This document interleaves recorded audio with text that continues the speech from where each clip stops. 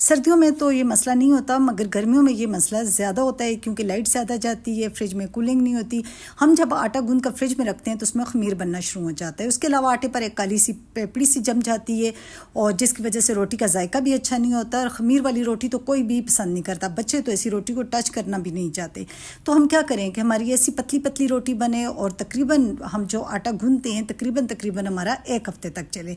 तो आज की वीडियो में जी हम इन सारे मसाइल पे डिस्कस करेंगे, बल्कि ज़बरदस्त किस्म का मैं हल लेकर आई हूँ। तो चलें स्टार्ट करते हैं अपनी वीडियो।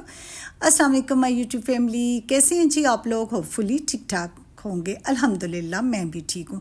तो जनाब, अगर आप मेरे तरीके के मुताबिक आटा गूंदेंगे तो ऐसी पतली रोटी आपकी बनेगी, बल्कि इतनी पतली रोटी बनेगी कि आपने देखा होगा कि नीचे से तवा भी इस रोटी में से नज़र आ रहा था।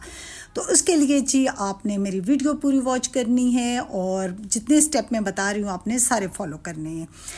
और अक्सर मेरी बहनें जो हैं उनको आटा गूंदने से उनकी जान जाती है। बाकी घर के वो सारे काम कर लेती हैं, लेकिन आटा गूंदना उनको मुश्किल लगता है। तो फिर उसमें वो मेरी बहनें चाहती हैं कि आटा जो हम गूंदें तो तकरीबन 1 हफ्ता तो हमारा आटा फ्रिज में बिल्कुल फ्रेश रहे। तो आज की वीडियो में जी ऐसे ही होने वाला है। तो सबसे पहले तो जी हम अपने बाजू पर कर लेंगे, आटे से 2-2 हाथ जो करने हैं। उसके साथ जी आटे की मिकदार के अकॉर्डिंग आप नमक शामिल करेंगे, जितना कि आप खाते हैं हस्बे ज़ायका। जैसा आपके घर में नमक खाया जाता है तो आपने आटे में नमक मिला देना है। तो उसके साथ में बहुत ज़बरदस्त किस्म की एक टिप आपको ये दूंगी कि गर्मियों में जैसा कि आपको पता है कि मैदे का बहुत मसला हो जाता है, ख़ासकर आगे सावन का महीना आ रहा है तो इसमें दिल ख़राब होता है, रोटी हज़म नहीं हो रही होती। और एक टाइम रोटी खाएं तो दूसरे टाइम बंदा कहता है कि ना खाऊं, ऐसे मैदा भरा हुआ होता है। तो इस मसले का हल ज़बरदस्त हल ये है कि आप आटा गूंदते वक्त 2 से 3 चुटकी ज़रूर भी उसमें आप अजवाइन की शामिल किया करें। उसके साथ ही हमारी रोटी सॉफ्ट भी तो होनी चाहिए। और हमारी रोटी कैसे सॉफ्ट हो, तो इसके लिए जी हम डालेंगे इसमें 2 और 3 टेबलस्पून ऑयल। वो भी आप अपने आटे की मिकदार के अकॉर्डिंग डालेंगे। आटा कम है तो 2 टेबलस्पून डाल दें, थोड़ा ज़्यादा है तो 3 डाल दें, बिल्कुल कम है तो 1 टेबलस्पून डाल दें। तो इसमें जी हमने ऑयल शामिल किया। ऑयल मैंने कुकिंग ऑयल जो हम खाना पकाते वक्त शामिल करते हैं तो मैंने ये वाला डाला है। ये जी सिरका की खाली बोतल है और इसमें मैंने ऑयल डाला हुआ है। इतना ये ज़बरदस्त कोई ये तरीका है, यकीन करें कि जब भी हमने ऑयल किसी भी चीज़ पे मतलब टोस्ट करना होता है, कुछ भी इस तरह की चीज़ें बनानी होती है तो ये बहुत ही ज़बरदस्त तरीके से इस तरह बनता है और ऑयल गिरता भी नहीं है। तो ये वीडियो भी मेरे चैनल पर मौजूद है कि हम कैसे बिल्कुल बेकार बोतलों को यूज़फुल बना सकते हैं। तो यहाँ पर जी सबसे अहम टिप कि हमारे आटे में खमीर ना बने, यानी कि हम हफ्ता 10 दिन भी फ्रिज में रखें आटा तो खमीर ना बने।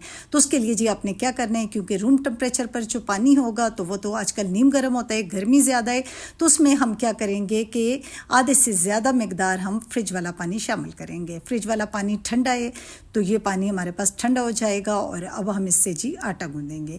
इससे होगा क्या, इससे ये होगा कि जब हम इससे आटा गूंदेंगे, अमूमन ये होता है कि जब हम नीम गर्म पानी होता है जो आजकल रूम टेम्परेचर पर है, तो उससे जब हम आटा गूंदते हैं और फ्रिज में रखते हैं तो बार बार लाइट आती जाती, फ्रिज की कूलिंग कम, तो वो आटा ठंडा जल्दी नहीं होता।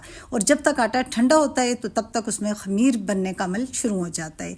तो इस तरह जी हम जब ठंडे पानी से आटा गूंदेंगे और फ्रिज में रखेंगे तो चूँकि आटा हमारा ऑलरेडी ठंडा है तो फ्रिज में रखने से जो है थोड़ी सी कूलिंग भी उसको ज़्यादा ठंडा कर देगी, जिसकी वजह से वो कई दिन चल जाएगा और जो है हमारे आटे में खमीर वाला जो है अमल शुरू नहीं होगा, जिसकी वजह से हमारा आटा काफ़ी दिन चल जाएगा। तो खमीर तो कोई भी पसंद नहीं करता। खैर मैं और मेरे हस्बैंड खमीरे पराठे खा लेते हैं, लेकिन वो खटाई वाला खमीर ना हो, हल्का सा मतलब फूली फूली रोटी हो, तो सर हम खा लेते हैं। तो वैसे तो मैं बग़ैर हाथ लगाए भी आटा गूंदती हूँ, यानी कि मैं वो वीडियो भी मेरे चैनल पर मौजूद है, लेकिन आज चूँकि मेरी वीडियो का टॉपिक ही कुछ ऐसा था तो इसलिए मुझे आपको पूरा दिखाना पड़ा। अब जी हम कैसे बर्तन में आटा डालें? अमूमन मेरी बहनें क्या करती हैं कि आटा गूंदती हैं और प्लास्टिक के बर्तन में डाल देती हैं। पहले तो रूम टेम्परेचर वाले पानी पे से आटा गूंदा होता है, उसके अलावा जब हम प्लास्टिक के बर्तन में आटा डालते हैं और उठा के जब हम फ्रिज में रखते हैं तो यकीन करें 3 से 4 घंटे तो हमारे आटे को वैसे भी ठंडा होने के लिए चाहिए होती हैं और इतने में जो है उसमें खमीर बनना शुरू हो जाता है।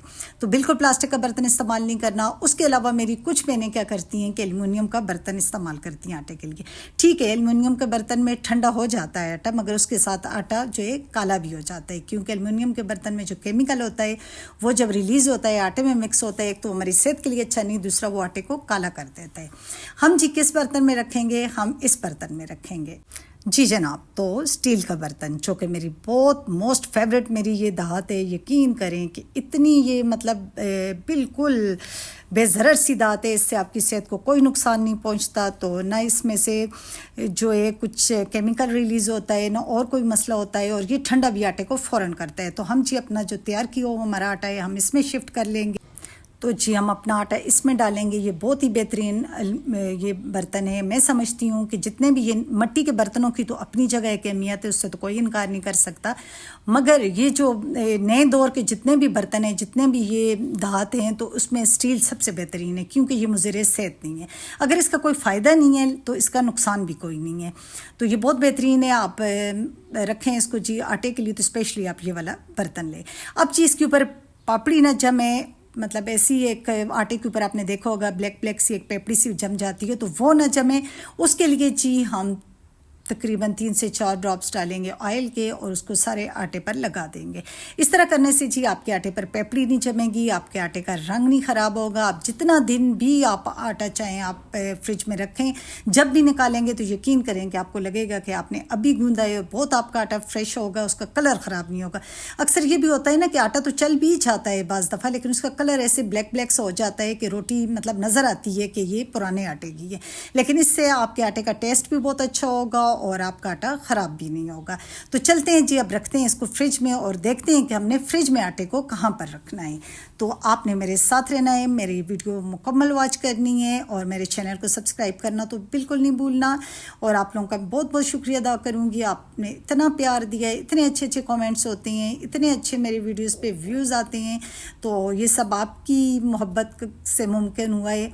तो अब हम इसको फ्रिज में रखेंगे, और फ्रिज में भी जी हम इसको कैसे रखेंगे वो भी आप देख लें कि फ्रिज में हमने इसके लिए कौन सी जगह मुंतखब करनी है। तो फ्रिज में भी आप देख रहे हैं कि जो बिल्कुल बैक पे जो वॉल है फ्रिज की, हम उसके साथ रखेंगे ताकि डायरेक्ट इसको ठंडक मिलती रहे और काफ़ी टाइम हमारा जो आटा है चल जाए। तो अगर आप इस तरीके से आटा गूंदेंगे तो ऐसी जी पतली पतली रोटियां बनाएंगे, और इतनी पतली रोटियां होंगी कि उसमें से तवा भी नज़र आएगा लेकिन रोटी टूटेगी नहीं। तो आज जी हम बहुत ज़बरदस्त खाना खाने वाले हैं। मैंने साथ जी थोड़ा सा साग बनाया है, मैंने और मेरे हस्बैंड दोनों ने खाया। बच्चे तो साग खाते नहीं, और साथ लस्सी थी, तो अल्हम्दुलिल्लाह बहुत मज़ा आया।